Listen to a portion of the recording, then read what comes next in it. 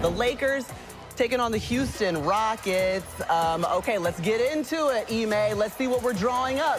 LeBron, 41 years young, doing it without Luka, doing it without AR, and the Rockets had this game won, it seems like. Right there, I'm like, oh, man, LeBron just cost them the game right there. Come on, but then 30 seconds left in this game, guys. I mean, it's the little things like that that hurts you. Not only did you get the turnover, you got the silly foul for three, just contested, and then you still live to see another day, particularly when you're up. Yeah, you're up six. You was up 6, up 5. Smart knocked down those 3 free throws. Give it back to him. Gets it back to LeBron. Boom. And we know the history in Houston. We know Bron loved playing in Houston. Sure. We know that. So. He said, we're going to overtime, and if I'm going to overtime, I'm going to win. You're going to have me out here for 45 minutes. That's a great pass, great shot right there. Just felt like Houston, they ran out of gas, didn't have enough, and Bron, just saw red and was like, we got to take this game over. They gave us an opportunity to play another quarter. Let's go ahead and bring this one home. I agree. You lose the lead. You go to overtime. You try to fool yourself thinking you have enough, but you don't have the momentum. When you're playing against LeBron James' team, it's not going to happen. LeBron James, 29 points, 13 rebounds, 6 assists, and 3 steals. By the way, no team in NBA history has come from down 3-0 to win a playoff series. That's exactly where Houston finds themselves. Let's hear what their head coach, Ime Udoka, had to say after the game. I know the game just ended, but in terms of the way the game just fell apart at the end, how was it from your vantage point? Horrendous mistakes.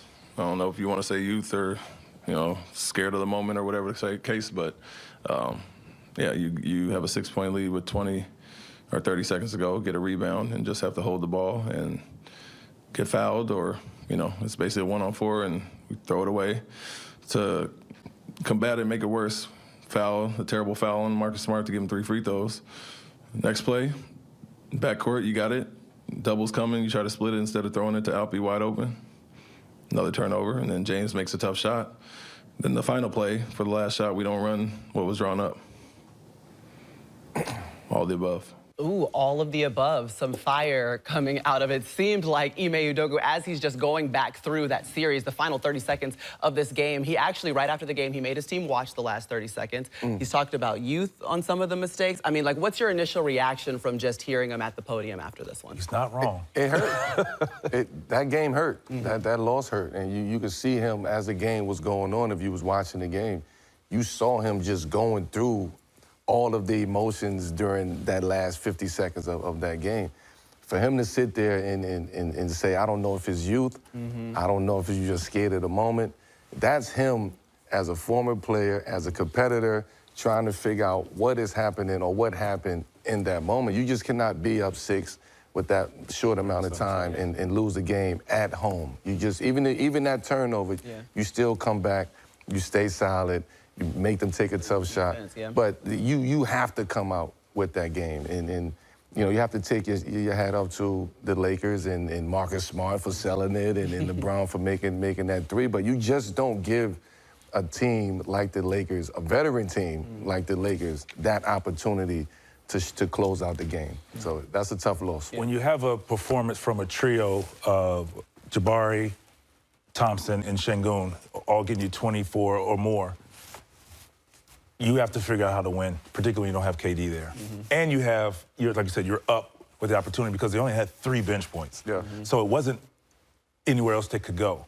But I feel like I love the fact that they watched it, whether he said what he said in the interview or not, because they're still young guys that are going to be in that position for years to come. They got to learn, and they got to see it, because it's easy that play to happen, and you don't see it, and you let the outside world creep in. But you know it is. You see it on video. It's nothing you can say, and you learn from it.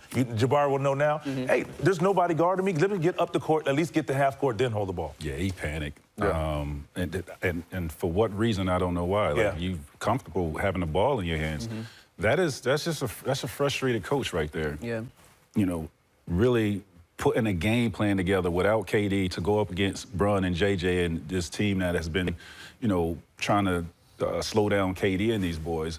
And he figured them out of how to get his guys involved, how to get Şengün to be effective and efficient.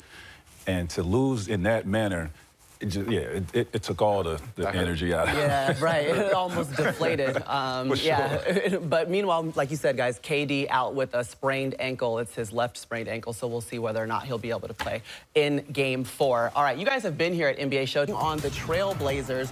Remember Wemby getting that concussion in Game 2. He is with the team, though, on the sidelines cheering him on. And he had a lot to cheer about, guys. Stephon Castle, 12 points in the first quarter. Hey, set the tone.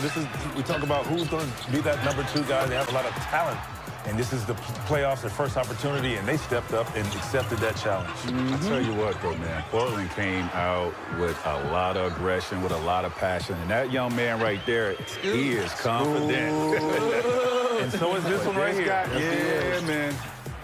They just keep coming. You don't. I told you, you just don't know who it is. Under control, man. Dylan Harper was balling. Look at this one. We're going to look at this twice, don't you worry. Ladies and gentlemen, this is a rookie. Yes, yes. Harper, This is a rookie. 22 of his 27 points in the second half when they needed it, okay? Lineage. Stephon Castle, he had 33 points in this one. So San Antonio outscoring Portland 53-26 to ultimately finish the game. And we're taking a look at the Western Conference bracket right now. Thunder up 2-0 on the Suns. They're looking to go up 3-0 today. Lakers took a 3-0 lead late last night. Don't worry, we'll get into that too with an OT comeback over Houston. Minnesota, they got the 2-1 lead over Denver, and the Spurs took a 2-1 lead last night. You saw that without Wemby.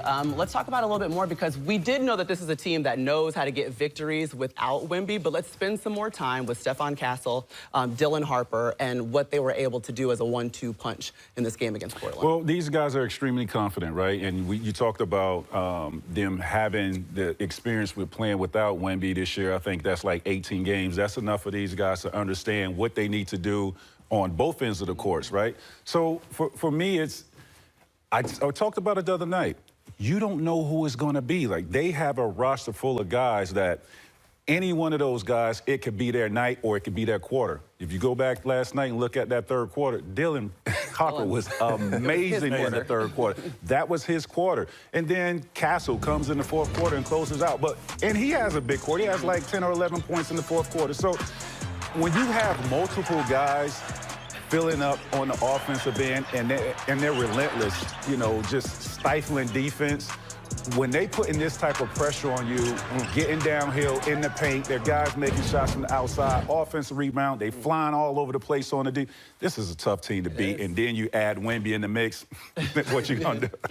I think about Stephon Castle, his ability to score, but when he goes 3 for 4 from the 3, we're talking about he hasn't even gotten that jump shot where I feel like he feels comfortable, he's still a confident player.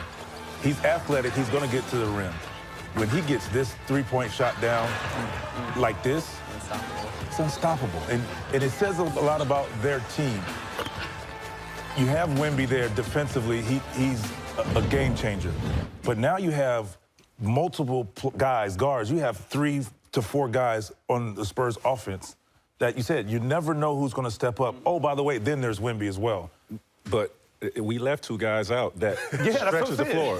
You're leaving Champagnie out and Vassell. So pick your poison. That's the point. But I mean, we know that obviously this is a statement win for San Antonio.